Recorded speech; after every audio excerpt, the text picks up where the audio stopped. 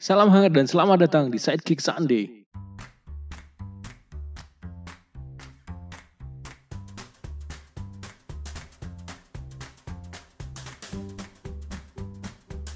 Nonton film tentu terkadang momen yang tak terlalu sering dilakukan.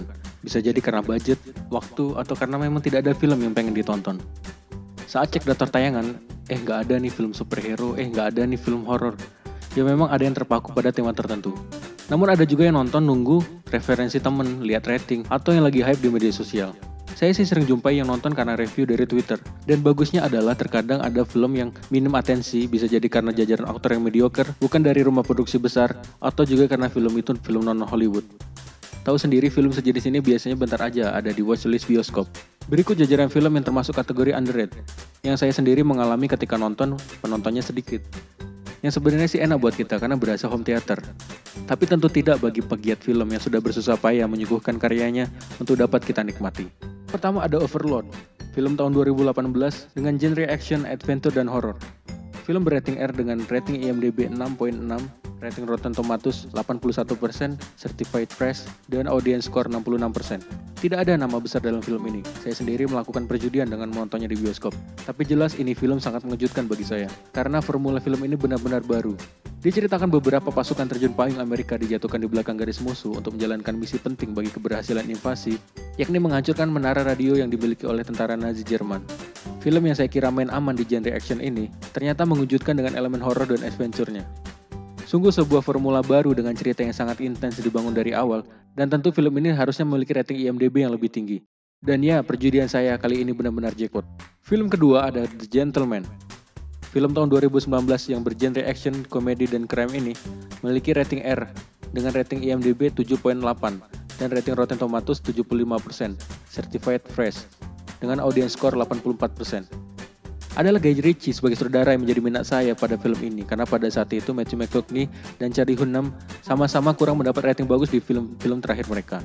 Film ini menjawab tuntas apa yang bisa dimiliki oleh jajaran aktor hebat yang memang banyak dalam film ini, termasuk ada Colin Farrell dan Henry Golding. Yang pernah menyaksikan Snatch tentu tahu bagaimana menariknya film itu, dan film ini kurang lebih sama. Namun banyak hal baru yang ditawarkan, apalagi dengan plot cerita yang tiap bagian selalu saja menarik dan membuat penasaran. Alur cerita pun sangat baru dengan pola maju mundur, yang bagi yang sudah bosan dengan alur maju mundur yang begitu saja, ini adalah sebuah cara baru yang membuat kita berpikir dan menyelesaikan kepingan puzzle-puzzle yang ada di dalam film ini. Ada Mirage, film tahun 2018 dengan original title Durante la Tormenta. Film ini bergenre drama, fantasi, dan misteri dengan rating IMDb 7.4 dan rating Rotten Tomatoes belum tersedia, tetapi memiliki audience score 79%. Saya waktu itu belum mengikuti Money Heist tentu sangat terkejut ketika mengetahui bahwa El Profesor yang main di film ini, yakni Alvaro Morte. Namun bukanlah ia menjadi pemeran kuat, karena film Spanyol ini memiliki banyak aktor hebat lainnya, yang tentu bagi kita yang tidak terlalu mengikuti industri film negara ini akan sangat asing. Film yang dibangun dengan unsur yang saya kira adalah film horor, ternyata memiliki unsur misteri yang membuat kita semakin penasaran. Ya, unsur misteri yang diusung sangatlah membuat kita bertanya-tanya, mengikuti setiap alurnya dengan sangat nikmat. Time paralel yang menjadi inti utama cerita sangatlah menarik, dengan bumbu drama yang pas dan juga unsur cerita yang sangat kuat. Bagi yang ingin menonton, dapat melalui platform Netflix. Di nomor 4 ada Don't Breathe. Film tahun 2016 dengan genre crime, horror, dan thriller ini memiliki rating R dengan rating IMDb 7.1 dan rating Rotten Tomatoes 88%, certified fresh, dan dengan audience score 78%. Diceritakan sekelompok remaja yang akan melakukan perampokan di sebuah rumah seorang pria buta yang kaya, tapi yang terjadi adalah sebaliknya. Orang buta itu ternyata adalah musuh yang lebih kejam dari yang terlihat.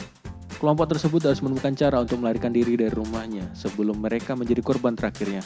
Sesuai dengan judulnya, kita pun jadi ikutan gak bisa nafas, karena thriller yang dibangun dalam film ini sangat intens. Kita yang awalnya menjadi tim pria buta, membenci para remaja pengecut yang beraninya sama orang tua dan buta, berubah ikut ketakutan dan beralih menjadi tim remaja. Pencinta film senam jantung tentu akan sangat menikmati film ini. Intensitas yang dibangun sangat rapat dari awal hingga akhir. Saran saya sebelum nonton film ini sebaiknya tarik napas panjang dulu, biar nanti nggak keteteran pas nonton film. Yang kelima ada Love and Monster. Film tahun 2020 ini bergenre action, adventure, dan komedi. Dengan rating PG-13, rating IMDb 7.0, dan rating Rotten Tomatoes 92%, certified fresh, memiliki audience score 89%. Tidak ada ekspektasi apa-apa saya terhadap film ini, karena film ini bergenre ringan. Dan juga Dylan O'Brien menjadi aktor utama, kita tahu filmnya banyak yang standar dan tidak ada yang wah.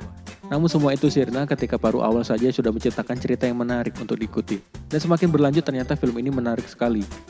Yang sudah capek dengan film yang menguras energi, ini adalah film santai yang sangat menghibur. Kita akan mengikuti bagaimana suguhan cerita yang menarik, perkembangan karakter yang baik untuk diikuti, lalu CGI yang rapi dan tentu saja unsur komedi, aksi, dan petualangan yang sangat unik dan sangat baru. Film ini sangat nyaman dinikmati hingga kita akan merasa, yah udah habis aja. Saya yakin perlu dibuat sequel selanjutnya.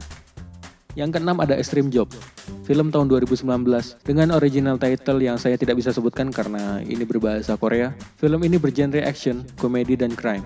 Dengan rating IMDb 7.1, rating Rotten Tomatoes 82%, certified fresh, memiliki audience score 81%. Sempat masuk di bioskop Indonesia, namun sepertinya di kota saya sangat sepi peminat. Film Korea ini adalah film komedi yang sangat bagus dalam menjalankan perannya, menggelitik kita untuk bisa tertawa. Bisa dikatakan kita seperti tidak diberi jeda untuk setiap letupan tawa. Karena apa yang dibangun di film ini terasa sangat relate dan benar-benar dapat kita rasakan. Diceritakan sebuah tim detektif narkotika menyamar di kedai ayam goreng untuk mengintai geng kejahatan terorganisir. Tetapi hal berubah tak terduga ketika resep ayam detektif tiba-tiba mengubah restoran kumuh menjadi restoran terpanas di kota. Sudah cukup dengan trailer saja, Anda sudah dapat tertawa, apalagi tentu saja jika Anda menontonnya. Cara rating film ini belum ada kategori, namun saya rasa cukup nyaman ditonton bersama keluarga dengan bimbingan orang tua. Ini adalah film gokil dan benar-benar tak terbayangkan betapa akan mampu mengocok perut Anda sangat dalam. Anda tentu masih bisa menyaksikan film ini di platform khusus untuk film Korea. Semoga dapat menjadi referensi dan terima kasih.